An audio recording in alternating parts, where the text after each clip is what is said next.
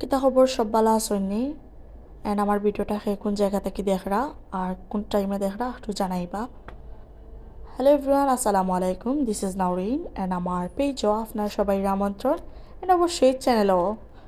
তো যারা আমার চ্যানেলটা সাবস্ক্রাইব করছেন না এখনও, অবশ্যই চ্যানেলটা সাবস্ক্রাইব করবা, আর যারা আমার পেজটা ফলো দিছেন না অবশ্যই ফলো দিয়ে রাখবা। তো কিতা খবর কোন জায়গা থেকে দেখরা আবারও হইয়ার কমেন্ট করবা। অ্যান্ড আজকে আমি একটা নিউ রেসিপি লইয়া আইছি। এই রেসিপিটা আমার রেসিপি। আমি ফার্স্ট টাইম রান্না করছি, বাট অত মজা হইব ভাবছি না। বাসার সবাই খাইয়া কইছেন অনেক মজা হয়েছে। আর বেসিক্যালি একটা আমি ব্রেকফাস্টও তৈরি করছিলাম পরোটার লগে খাওয়ার লাগে। তো আমার কাছে ভালোও লাগছে, তাই ভাবলাম আপনার লগেও শেয়ার করি। আর এই রেসিপিটা আমরা সিলেটও চলে অনেক রেস্টুরেন্টও, যেমন পানসি, উঠান, পালকি ওগুলোর মধ্যে। তো আমার কাছে ভালোও লাগে, তাই আমি আজকে আমার মতো করি আমার বাসার ট্রাই করলাম। ফার্স্টে কেন আমি গরম মশলা কেটে কেটে দিছি আপনারা দেখছেন। তারপর এখানে পেঁয়াজ দিলাইলাম, আর এখন লবণ দিয়া বালাইলে একটু পেঁয়াজটারে বাজি লিমু। এক করিয়া আমি কিন্তু যা যা দিলাম আপনারা দেখতে পারবা, অ্যান্ড ওরকম ও প্রসেসে রাঁধিলে অবশ্যই আপনার একটা মজা হইব। একবার না একবার ট্রাই করবা মাস্ট, অনেক মজা কিন্তু হয়। তো এখানে আমি আদা রসুনের পেস্টটা দিলাইছি, দিয়ে একটু বাজিয়া এখন আমি এখানে সব গুঁড়া মশলা অ্যাড করমু, আর কিতা কিতা গুঁড়া আমি দিমু। তো এখানে আমি আমার ডিসক্রিপশনে লেখা থাকবো, আপনারা একটু দেখে লিবা। রান্না করতে করতে আপনার লগে কিছু কথা শেয়ার করি। বেসিক্যালি আমার বালা লাগাটা কি, আমার শখটাকে আমি ভিডিও মেক করা স্টার্ট করি।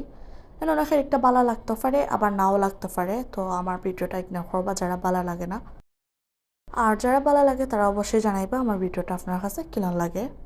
সব জিনিস যে সবার বালা লাগবো এলাকানো কোনো কথা নাই, সেগুলোর বালা লাগতেও পারে, আবার সেগুলোর না লাগতেও পারে। তো রিসেন্টলি ভাইরাল টপিক হইল গিয়া iPhone 17 pro max orange colour. মানে কালারটা আমার কাছে ভালোও লাগছে মোটামুটি। আর আইফোন একটা হইলেও তো এই 13, 16, 15 এইটা অতটা ভালো লাগেনি। আইফোন আলাও যা খেলা দেখাইরা। যাই হোক, রিসেন্টলি তো কয়েকজনে পারচেসও করছেন আইফোন 17, কিন্তু এগুলো এত প্রাইস কিনতে হইলে একটা কিডনি সেল করা লাগবো বাবারে।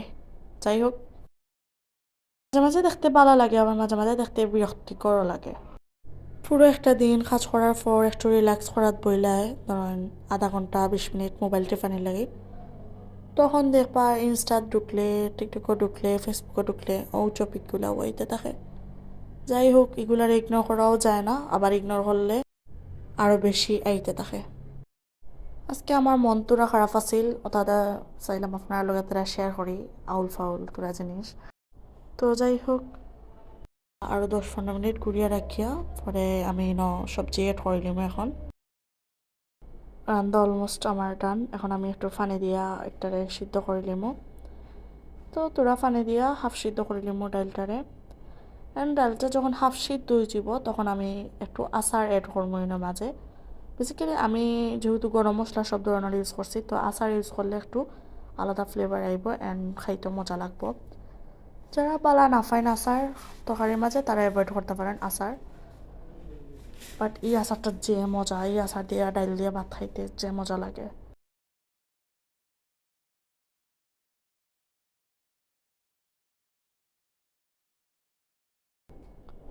তো এই তো আমি নাড়াচাড়া করি, এখানে আমি পেঁপে দিলাম এখন। পেঁপে দিয়া পেঁপেরে আমি কিউব কিউব করে কাটছি, অ্যান্ড আপনার স্টাইলে কাটবা। তো আমি পেঁপে দিয়া বালাইলে নাড়াচাড়া করিয়া গুড়িয়া দিলাম সিদ্ধ হওয়ার লাগে। এখন পানি দিতাম না, হাফ সিদ্ধ হওয়ার পরে পেঁপে আমি পানি অ্যাড করবো অল্প অল্প অল্প করে পানি অ্যাড করবা, যাতে মজা হয় তরকারিটা। তো আমি আবার 10 থেকে 15 মিনিট পরে কয়েকটা 4-5টা কাঁচামরিচ দিলাম গ্রানোর লাগি। এরপরে হাফ সিদ্ধর পরে আমি কেন একটু ধনিয়া পাতা দিলাইমু। তো এই তো আমার তরকারি হয়ে গেছে, একটু বেরেস্তা করে দিলাইমু। আজকের ভিডিও এতটুকুই। সবাই ভালো থাকবা, সুস্থ থাকবা। আল্লাহ হাফিজ, আসসালামু আলাইকুম।